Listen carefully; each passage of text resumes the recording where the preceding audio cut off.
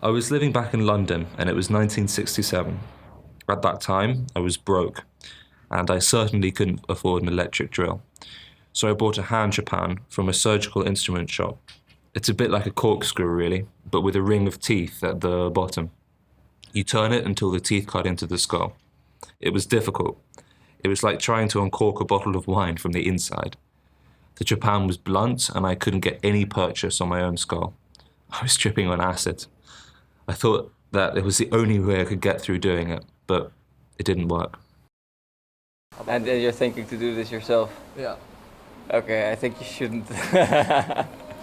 Well, I don't think there's really. I think there are thousands of reasons why you shouldn't do it. But first of all, I think it's just very dangerous. I was in Ibiza in '65. There was a small clique of dope smokers there who listened to jazz, and everyone on the scene was talking about acid, but only a few had taken it. I overheard two guys talking about the future for acid. It turned out that one of them was Bart. I'd heard about this guy who drilled a hole in his own head, and I thought, well, he must be a nutcase. if you would, okay, if you would discuss it with a doctor who knows everything about it, and he would say, well, actually, you got a point there. It's safe. Bart always thought there should be a little automat, a little booth where you go and put your penny in the slot. Consciousness is a product of brain metabolism, which is the oxidation of glucose. Glucose is the only source of energy for the brain. That's the only way the brain works, through burning glucose. So, as the oxidation of the glucose increases, more and more cells reach that level of consciousness. Suddenly, your consciousness is expanded. Humans have a problem. The problem is the sealing of the skull, which happens when we're fully grown. Think of the brain as a pudding. It can expand and pulsate, but once the skull is completely sealed around it, it can't do that. The pulsation is suppressed and the blood passes through without pulsating.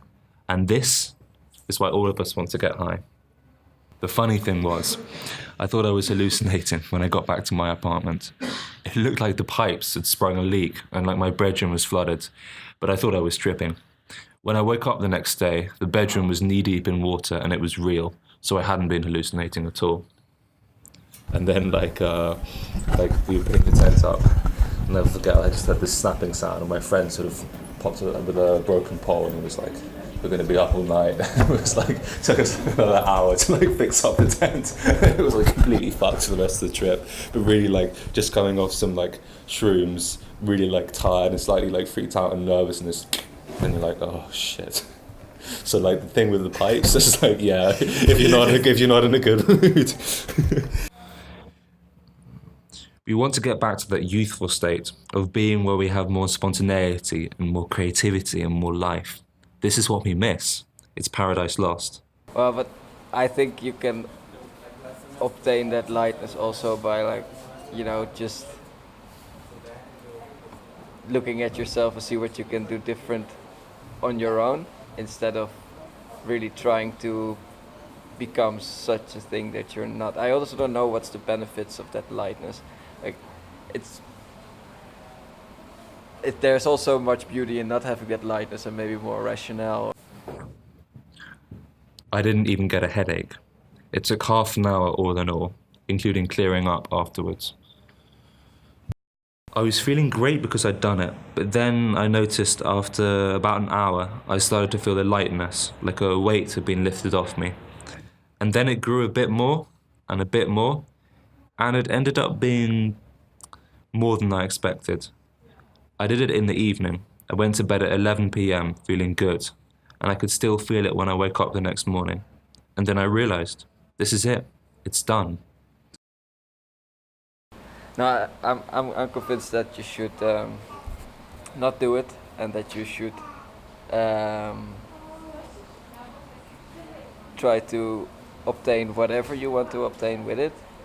Try to obtain it by yourself instead of